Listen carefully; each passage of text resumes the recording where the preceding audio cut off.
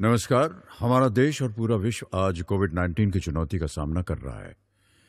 कोविड-19 अभी खत्म नहीं हुआ है। ऐसे में हमारा फर्ज है कि हम सतर्क रहें।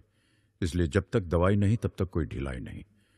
कोरोना से बचाव के लिए जरूरी है नियमित रूप से हाथ धोना, मास्क पहनना और आपस में उचित दूरी बनाए रखना। याद रखिए, 2 गज दूरी, मास्क है जरूरी। खांसी, बुखार या सांस लेने में कठिनाई होने पर हेल्पलाइन नंबर 1075 पर संपर्क करें।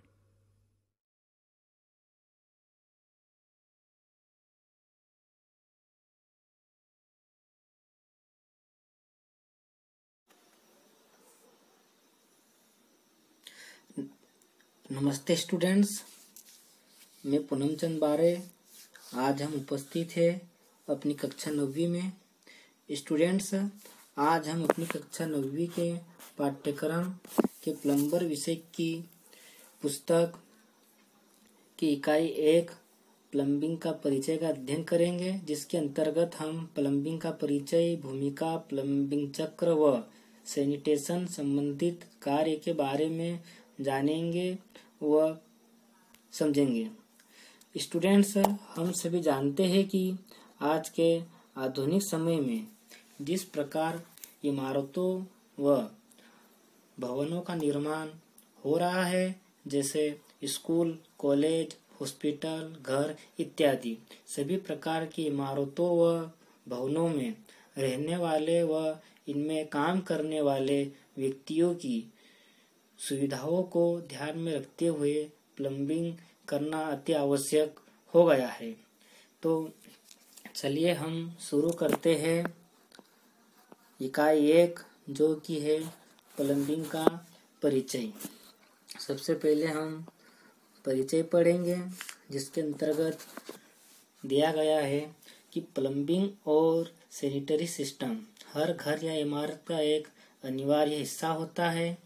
प्लम्बिंग सिस्टम की उचित योजना बनाना और इसकी डिजाइनिंग करना महत्वपूर्ण है, क्योंकि इसमें रहने वालों की सैनिटरी की आवश्यकताओं का ध्यान रखा जाता है। यह बताया गया है कि एक इमारत की निर्माण लागत का लगभग 8% प्लम्बिंग और सैनिटरी कार्य के लिए तय किया जाता है। प्लम्बर के जॉब रोल में पाइपलाइन फिटिंग, फिक्चर्स की स्थापना, मरम्मत, रखरखाव और सर्विसिंग, यह सब शामिल है। विभिन्न कार्यों को करने के लिए आवश्यक तंत्र की गहरी समझ होने के अलावा एक प्लम्बर मेहनत करने के लिए तैयार होना चाहिए। उसमें प्रभावी तरीके से बात करने का कौशल भी होना चाहिए और एक सकारात्मक दृष्टिकोण के साथ परिणाम पाने के लिए उत्सुक काम करने वाला व्यक्ति होना चाहिए। फिर है प्लम्बिंग की भूमिका।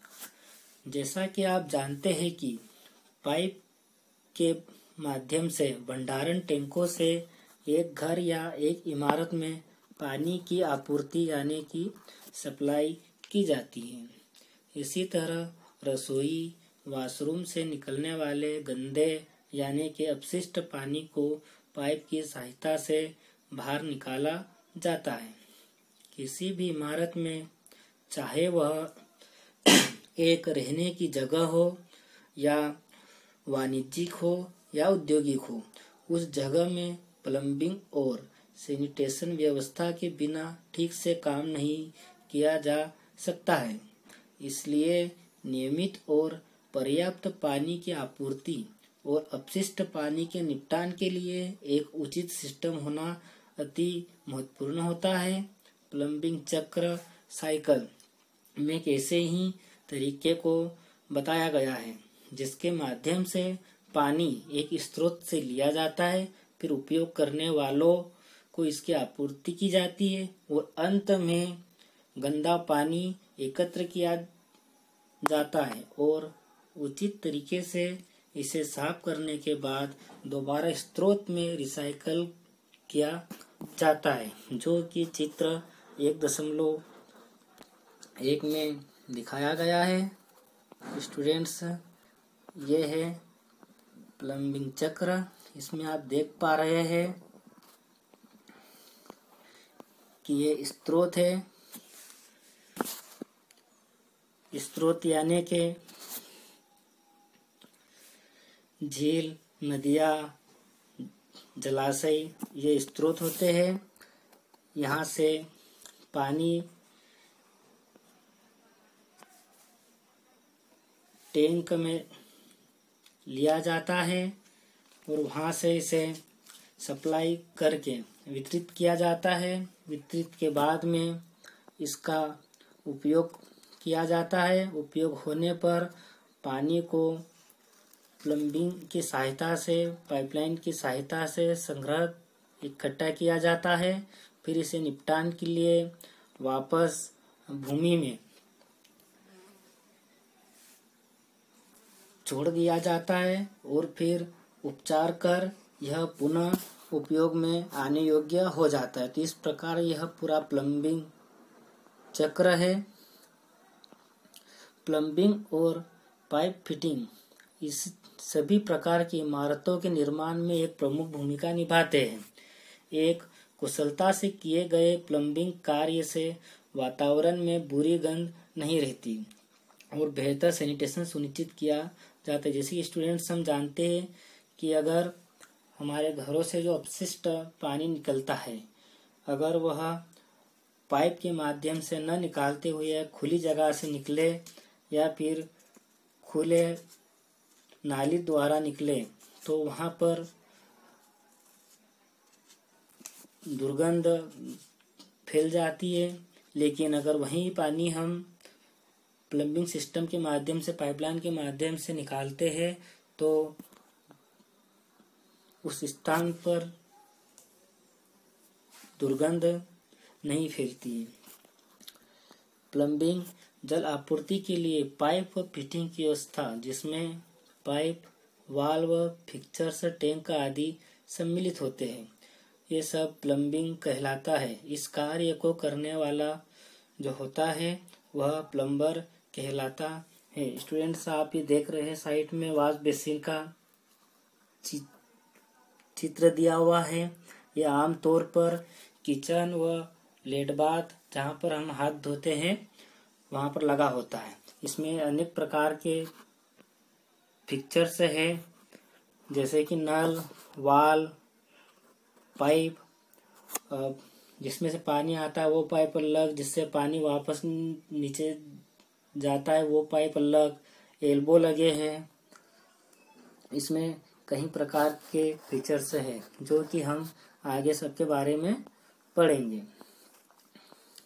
चित्र 1.2 वॉश बेसिन और इसके प्रमुख भाग।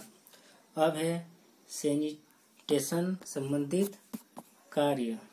सैनिटरी का काम प्लम्बिंग फीचर्स के माध्यम से गंदे पानी को अपशिष्ट निपटान सिस्टम यानी सीवरेज सिस्टम में ले जाना होता है।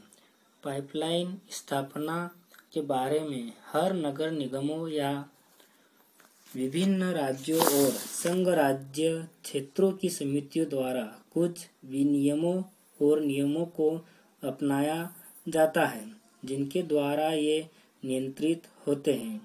एक इमारत के निर्माण में प्लम्बिंग और सैनिटेशन के काम की महत्वपूर्ण भूमिका होती है। एक प्लम्बिंग सिस्टम में पाइप की फिटिंग और पानी की सप्लाई और पानी की निकासी के लिए उपयोग किए जाने वाले उपकरण शामिल हैं।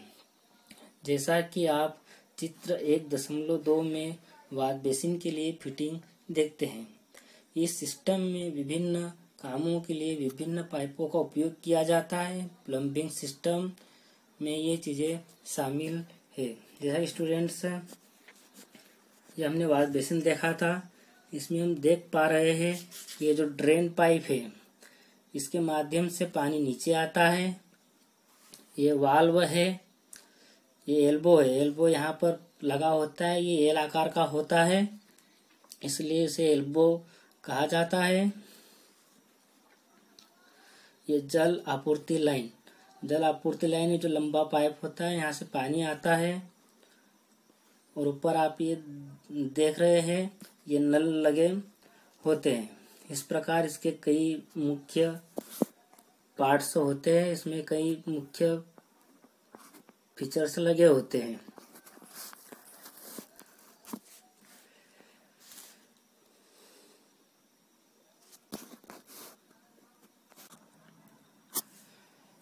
प्लम्बिंग सिस्टम में कुछ चीज़ें शामिल होती है जो निम्न प्रकार है।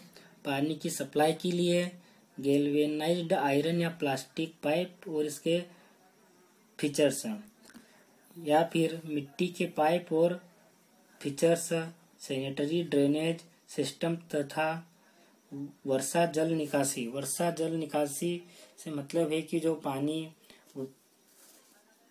वर्षा के माध्यम से एकत्रित होता है उसे घरों से या किसी प्रकार की इमारतों से जिस पाइपलाइन से बाहर निकालते हैं, इसका तात्पर्य उससे है। एक कुशल प्लम्बिंग सिस्टम के लिए यह महत्वपूर्ण है कि भारतीय मानक ब्यूरो BIS के अनुसार मानक प्लम्बिंग और सैनिटेशन मटेरियल का उपयोग किया जाता है। यह भी महत्वपूर्ण है कि प्लम्बिंग और सैनिटेशन कार्यों के दौरान गुणवत्ता वाली कारीगरी, व्यवहारिक जांच और देखरेख इसे सुनिश्चित किया जाता है। इससे कुशल और अकुशल श्रमिक के काम करने की क्षमता का उपयोग करने में मदद मिलती है। काम शुरू करने से पहले जो प्लम्बर होता है उसको निम्नलिखित बिंदुओं का ध्यान रखना चाहिए। पहले नंबर पे है पानी का सप्लाई सिस्टम, जो कि स्वच्छ और पीने योग्य पानी के स्रोत। प्लम्बिंग फीचर्स और पाइप, विभिन्न आवश्यकताओं और विनिर्देशों के बारे में ज्ञान।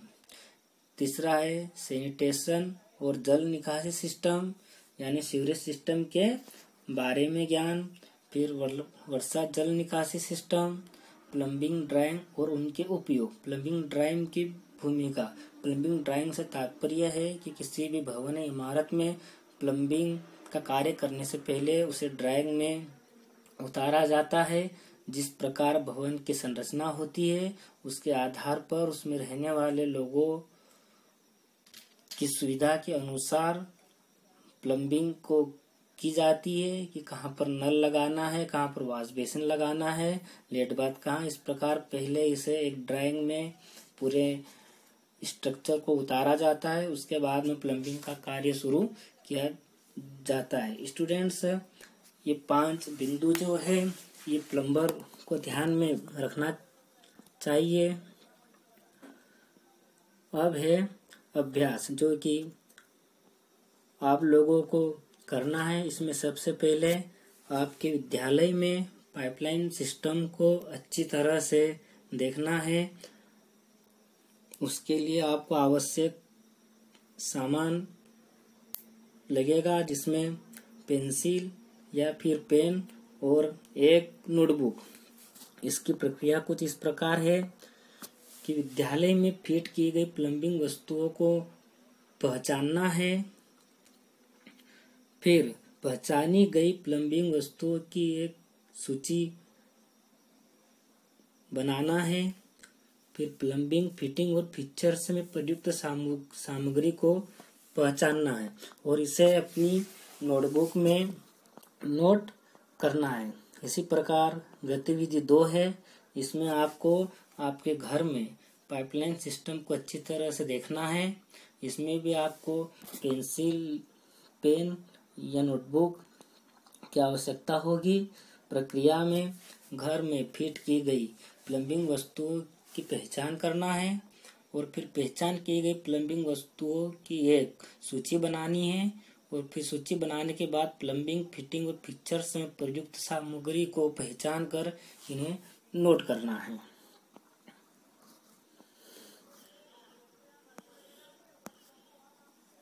किशोर अवस्था संबंधित समस्याओं के परामर्श हेतु समर्पित उमंग किशोर हेल्पलाइन के टोल फ्री नंबर 144225 पर संपर्क करें।